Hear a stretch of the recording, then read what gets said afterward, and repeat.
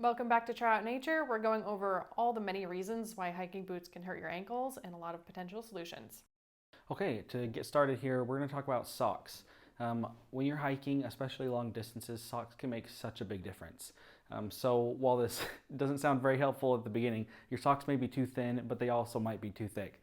There is sort of a happy medium there. It kind of just depends on the ankle area of your boot.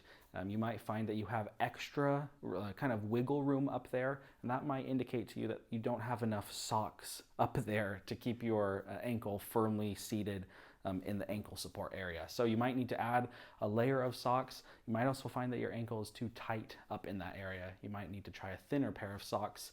Some people even recommend 2 pairs of socks to help reduce the friction.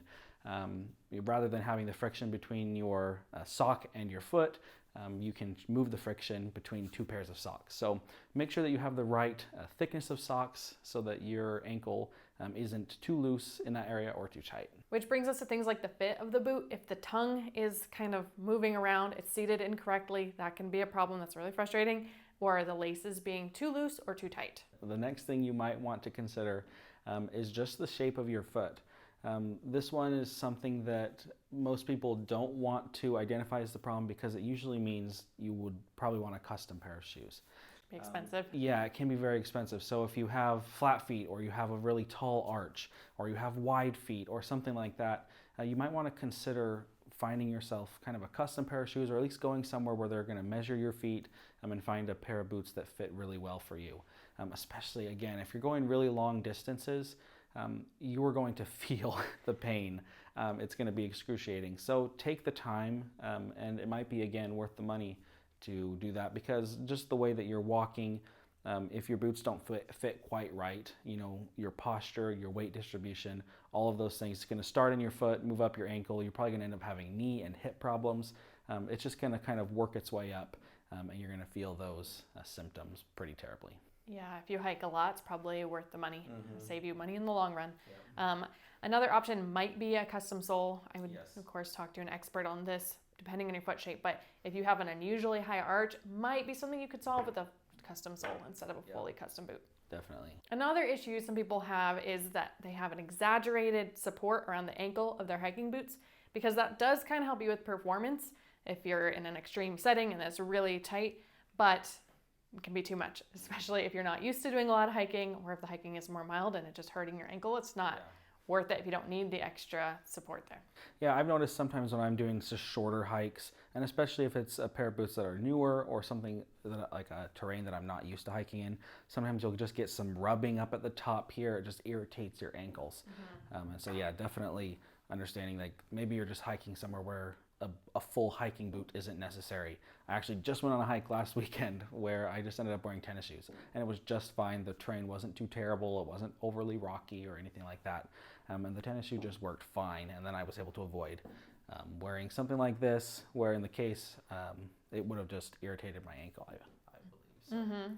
Another thing feels like we should mention is talk to your doctor or physical therapist, especially if it feels like you're messing something up, like your knees or your hips. If it's just like external blisters or something like that, then probably not necessary, but don't do any long-term damage. That's not going to be worth it. The last thing here as far as problems go, and we kind of touched on this earlier, but it's just boot size.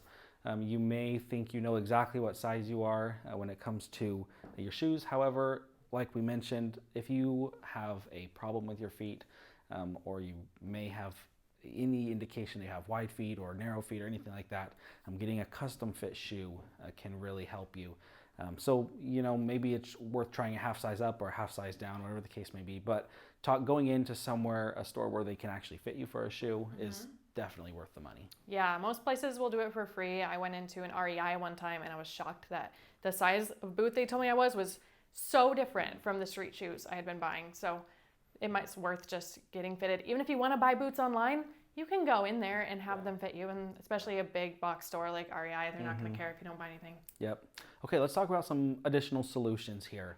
So if you have a hiking boot that has a leather upper, this solution can work really well. You can stretch the leather. So if you find that the ankle support area is too tight, there is a way that you can stretch it.